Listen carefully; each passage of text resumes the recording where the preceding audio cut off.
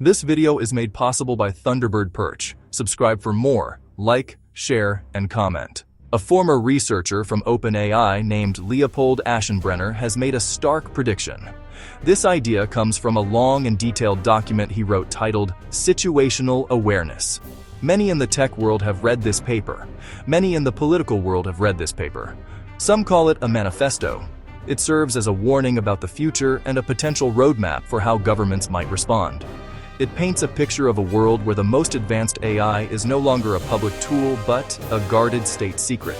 This essay will explore the prediction in a clear and factual manner. The core of his argument, AI is improving at a pace that is hard for most people to comprehend.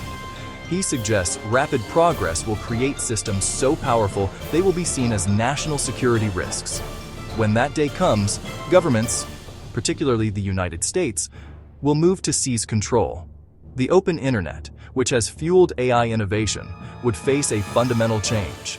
The decisions made in the next few years could define the next century. To understand the prediction of a 2027 lockdown, we must first understand a simple but powerful idea. Aschenbrenner calls it straight lines on a graph. This is not about complex mathematics. Think about how AI has changed in just a few short years. In 2019, a model called GPT-2 could write text, but it often felt clumsy and nonsensical. A year later, GPT-3 arrived, and it was a significant leap forward. It could write essays, answer questions, generate simple code. Then, in 2023, GPT-4 was released, demonstrating abilities that felt close to human level in many tasks. On a logarithmic scale, the progress looks like a straight line, moving steeply upward.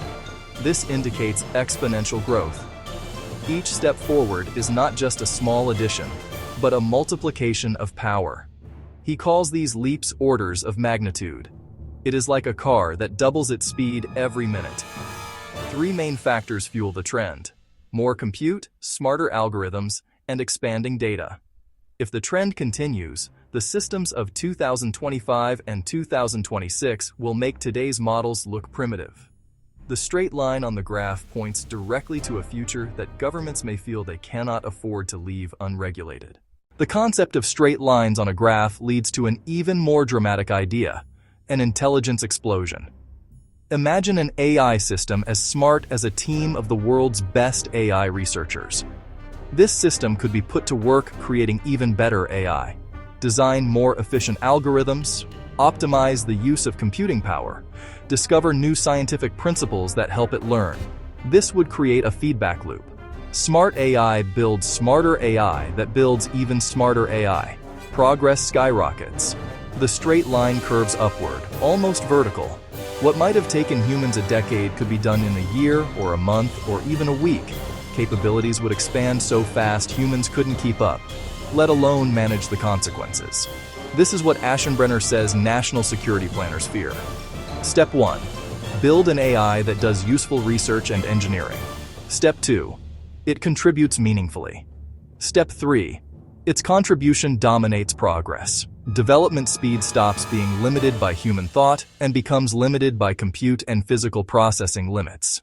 The logic is simple. A power this great cannot be left to chance. The primary reason a government might seize control of AI is based on a simple, powerful fear. Aschenbrenner calls this the China card. The United States is in a direct and serious competition with China over technological supremacy. If an AI can transform science and defense, it cannot be allowed to fall into the hands of a strategic rival. The risk of theft or espionage becomes the single most important factor driving policy. This concern is not just theoretical, it's backed by real-world cyber attacks and intelligence operations. Leading AI labs are like treasure houses with weak locks, run like startups, not hardened facilities. A report from Anthropic noted suspected Chinese state hackers have used AI to automate cyber attacks at a speed and scale impossible for human hackers to match. The most critical asset is the model weights, massive files, often terabytes in size, containing learned knowledge. Stealing weights is like stealing next-gen fighter blueprints or a master cryptographic key. With the weights, an adversary can copy the AI, run it on their own servers, and analyze it in secret. Allowing this would be a catastrophic failure of national security. This justifies extreme measures. The China Card turns the debate from economic regulation to national survival, and therefore, the government must take control. Section 5. The Project: How an AI Lockdown Could Unfold. Based on the threat posed by the China Card, Aschenbrenner outlines a plausible scenario. He calls this the project. He predicts it could begin as early as 2027. No big declaration. Quiet but decisive executive actions and new national security directives. First, classify frontier AI models as critical national security assets, much like nuclear materials and advanced weapon systems. This single designation would change everything. Top labs would be nationalized or brought under direct control as defense contractors. R&D moves into secure facilities. Work inside SIFs, sealed rooms, no internet, no personal electronics, heavy surveillance, completely contained. The era of sharing progress ends. Powerful AI disappears from the public domain. Startups, academics, and individual developers lose the ability to download, modify, or experiment with frontier models. Public access narrows to restricted, dumbed-down interfaces. Laws and frameworks, like the NDAA and President Trump's 2025 executive order, provide scaffolding for rapid lockdown. That's the scenario Aschenbrenner lays out. If the project becomes a reality, knowledge divides into two tiers, the classified and the public. Major discoveries made by advanced AI become state secrets, placed in secure vaults as missing files, controlled by a small group. The chilling effect on open research and global collaboration would be immense. For decades, universities, public institutions, and private companies have built on shared knowledge. A lockdown would shatter this model. Researchers outside the perimeter work with inferior tools, cut off from the cutting edge. Innovation in public spheres slows as the most powerful systems serve military and intelligence first. Higher education loses access to the very tools defining the future. A handful of government-deputized corporations hold monopoly power, competition and startup dynamism wither. Access to true AI becomes a state-granted privilege. Everyday chatbots improve, but only to a point. The true frontier is hidden behind classification. Society grows unequal in access to truth and understanding. The promise to empower humanity is replaced by empowerment of the state. Aschenbrenner's prediction is not universally accepted. Many experts are skeptical of his timeline and conclusions. Predicting AGI is notoriously difficult. Progress often comes in fits and starts, with unforeseen hurdles. His 2027 forecast is a minority view. The assumption of swift, competent government action is contested. Scott Aronson notes, officials can be as clueless as anyone. Bureaucracy and infighting can derail grand plans. Critics cite conflict of interest. After being fired from OpenAI, he launched a hedge fund managing over $1.5 billion. It bets on semiconductors, power, and infrastructure, sectors that benefit from a government-led AI build-out. Fortune called his thesis self-serving. Others argue security threats don't justify abandoning openness. Transparency, global safety testing, and equitable benefits matter.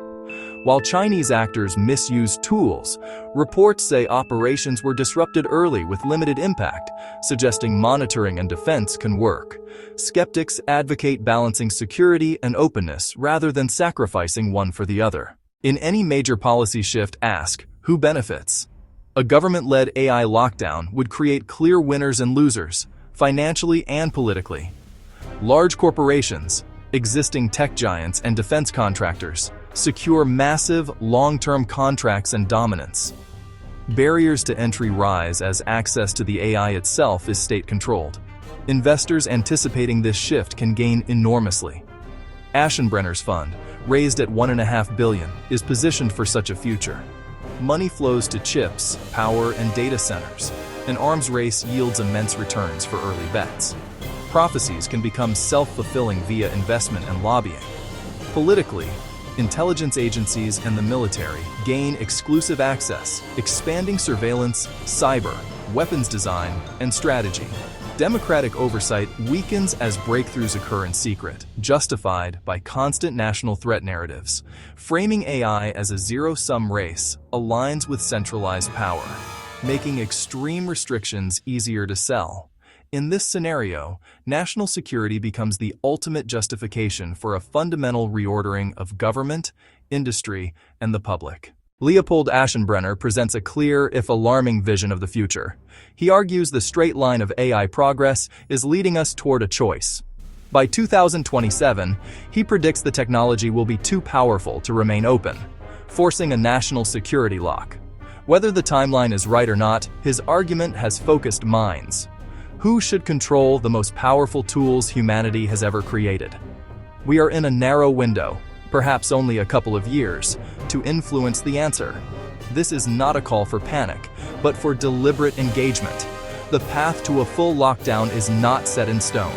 Advocate strong, verifiable security without automatically classifying work. Transparency should be a core principle. Support alternative models, open source, universities, nonprofits, to build a diverse, resilient research ecosystem. A secure but open approach is possible, but it requires public support. The Missing Files is a cautionary tale about hiding profound discoveries and serving the state before the people. The choice is about the kind of society we want to live in. The conversation is happening now. The time to make our voices heard is now.